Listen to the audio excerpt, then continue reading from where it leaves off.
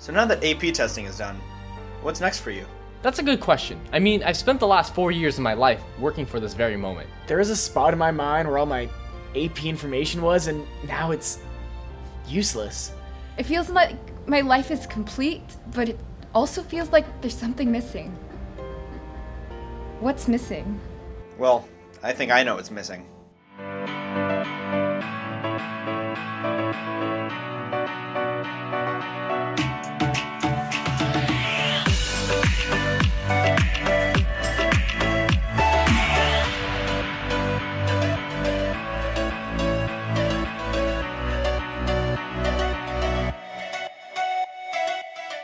Hey, what do you think it's like to hit 30?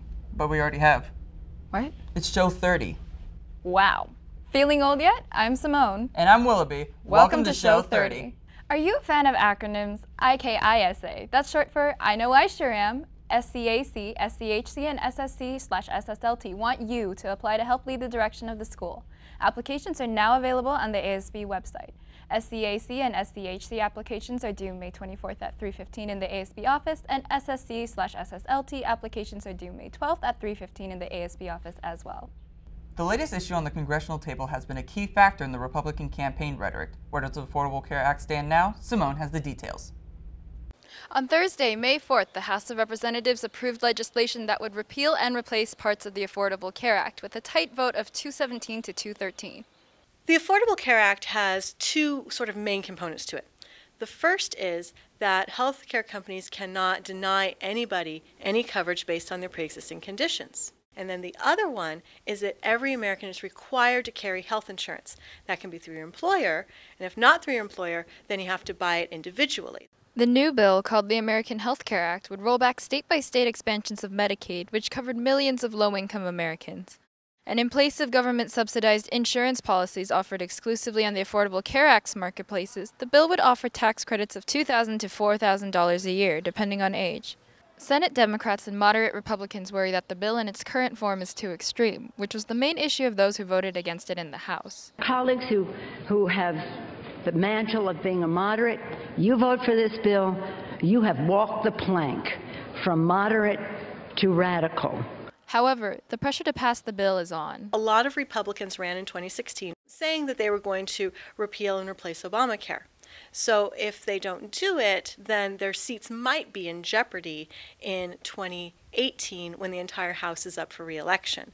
Creating the Senate bill will take time, and the American Health Care Act is likely to look different after the Senate has made its modifications. Passing the bill in its final forms is likely to present its own difficulties, however, so there's a long road ahead. This has been Simone Chu. See you guys back in the studio. Thanks, Simone. The annual Pops concert will be held in the Arboretum next Tuesday, where you can see Band 1, Orchestra 2, and Band 3. And on Wednesday, you can see Orchestra 1, Band 2, and Orchestra 3 with Symphony Orchestra. The concert starts at 6 p.m. on each day, and tickets are $10 at the door. See you there! The Federal Bureau of Investigation is going to look a little different now. Here's Horace with more about this recent development.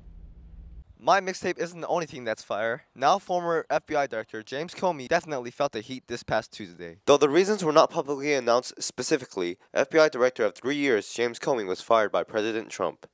Comey was investigating whether the Trump's campaign administration was conspiring with Russians who supposedly hacked the 2016 election. However, Trump states that the reason he was fired was because he was not doing a good job and damaged the FBI's reputation by mishandling the investigation into Hillary Clinton's emails. A Senate committee that is also investigating possible election interferences has asked Comey to testify privately next week. FBI directors are very important people in our society. They're the one person that's supposed to be unbiased by politics and not sort of owing anything to anybody, so they can be true law enforcement leaders. And so if indeed that Director Comey was fired because of his investigation of President Trump's campaign and relations with Russia, it was an attempt to silence the investigation. That's a serious issue. Comey definitely has to apply ice to that burn. This has been Horace Ong, back to you guys in the studio. Stressed out? Don't worry. Wellness Week starts next Monday with the Stomach to Mind Food Fair. Don't miss out on the opportunity to eat all your problems away with all your friends. Check out the full calendar on our Facebook page or on the posters around school. On April 29th, all three of our choirs went to Orange County School of the Arts to participate in this year's Trills and Thrills Festival. Mixed Chorus and Harmonics both achieved excellent ratings, while Chanteurs earned a solid superior rating, which is the highest mark possible. Great job, choirs! And if you're interested in joining this great group, there will be an audition info meeting today at lunch in the choir room. The SBAC test for juniors will be on May 16th and the 17th. There will be a reverse schedule on Tuesday, May 16th for the entire student body. CAS testing for sophomores will be on May 18th, and there will be no changes to the bell schedule. Students will only miss periods 1 through 3. We have some amazing teachers on campus, but one teacher in particular has been recognized for her excellence. Lauren is here to tell us why. Last week, our very own Mrs. Novak was named AUSD's Teacher of the Year. While she's known for coaching speech and debate, she also teaches sophomore English and is admired by her students and our staff. Well, Ms. Novak is really chosen to represent all of our staff. Over at the district office, we get our curriculum directors together, our assistant superintendents and our principals, and we just begin to talk about the teachers that really represent all of those aspects. A team player, a content expert, and wanting to connect and get the best out of their students. Novak, her name just came straight to the top, and everyone was like, yeah, that's it. Although faculty and staff can easily attest to Mrs. Novak's professional qualities, students admire her dedication to the speech and debate team.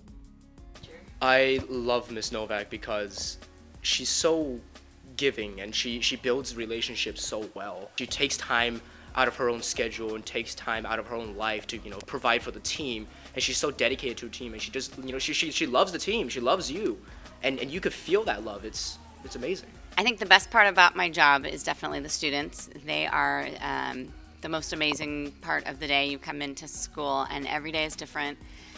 They're always so energetic and so entertaining. We love you, Ms. Novak! Congratulations, Mrs. Novak, and thank you for all your hard work.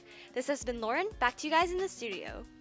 History Bowl is having an opening meeting next Monday, May 15th during lunch. The meeting will be held in Mr. Wang's room, H107, and if you have any questions, you can email gwang@ausd.net. AP exams have been exhausting. I mean, you feel me. You have APs too, right? Can we just take a break?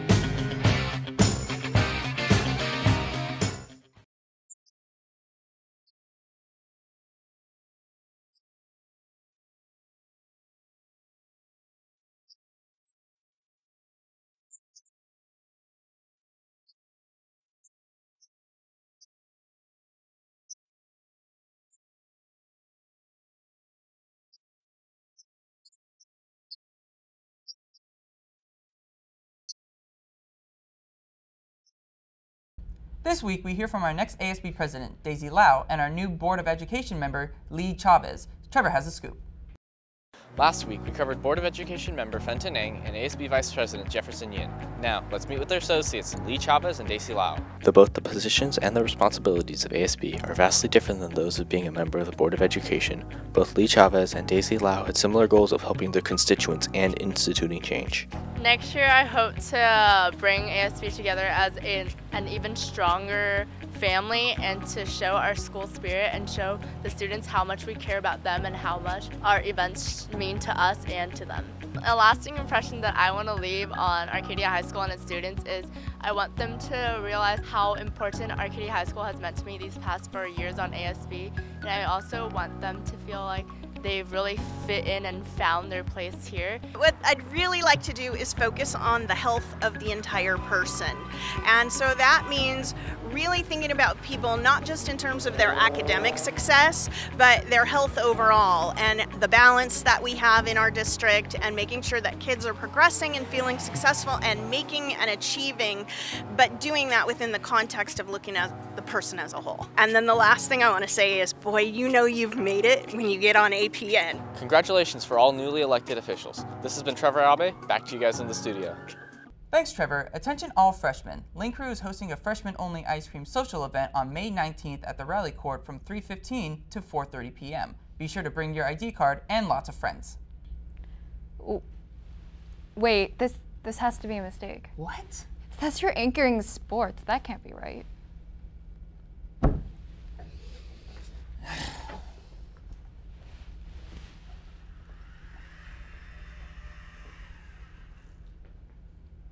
Hi there, welcome back to Apache Sports. So the bases are loaded for the end of baseball's regular season. With a chance to steal the league title and CV having their own senior night, this was the Apache's opportunity to steal the show. Did Arcadia rain down on the Falcons parade? Here's what happened. The game was a match for bragging rights between two heated rivals. Both teams had an amazing record, but only one could come out as the league's best. The Falcons tried to start off the game with some quick points, but was shut down by the Apache's quick response and catching. And when Arcadia tried to capitalize on the offense, CV took away any chance that they had of leading. Both sides battled to break the defense and earn the first point, but it wasn't until the bottom of the fourth when the Falcons broke the tie, with one successful runner to home. Now the pressure started to build on the Apaches, telling them to make a move or get ready to take the bus ride home. Arcadia played intensely towards the end, with powerful hits and precise passing for the rest of the game, but sadly, it wasn't enough. CV continued to keep their wall up and shut out any chance of the Apaches earning the title of champion. Whatever play Arcadia tried, the Falcons matched it, keeping everyone on the edge of their seats for the entire game. The final score, 1-0. Varsity begins playoffs soon, but if you're itching for more, you're in luck. Varsity Tennis has already started the postseason, and don't worry, we got you covered. Arcadia played Loyola High in an intense first-round CIF matchup. Arcadia was led by none other than Charles Dang and fought back to win 15-3. Make sure to go and support the boys matchup today against Palos Verdes. Good luck, Apaches. Last Thursday, boys varsity swim made history against our rival, Crescenta Valley. It was Arcadia's first ever championship against the CV Falcons since 1984, preventing CV's 24-win streak in league. Arcadia's very own Tenny Chung and Ryan Wang both won 2 individual races along with several relay victories. Everyone was on top of their game and no one was disqualified, allowing Arcadia to pull through a 461-409.5 victory over our rival.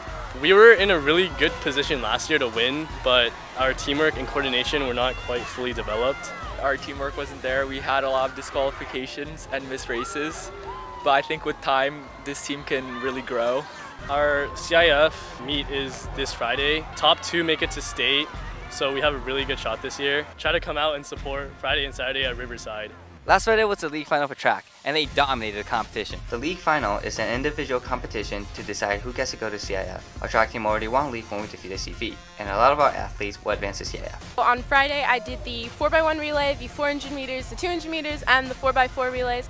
We were lucky enough to win both relays, hard work of all of my teammates, obviously, and then I won the 4 and the 2. After this, we move on to CIF. There's about 20 of us going, I think, and a few more on the distance team. We just qualified in our events. To go on to CIF, you either had to make a qualifying mark or win your event. So those of us that did that are going to be competing at Churubusco Hills High this Saturday. Hopefully we'll advance on to the next stage, which is CIF Finals, and we'll see from there. I've actually learned to go in without expectations, so I'm just gonna hope for the best, try my best, obviously, and then see how it goes. Good job, Apaches. Good luck this Saturday at CIF Prelims.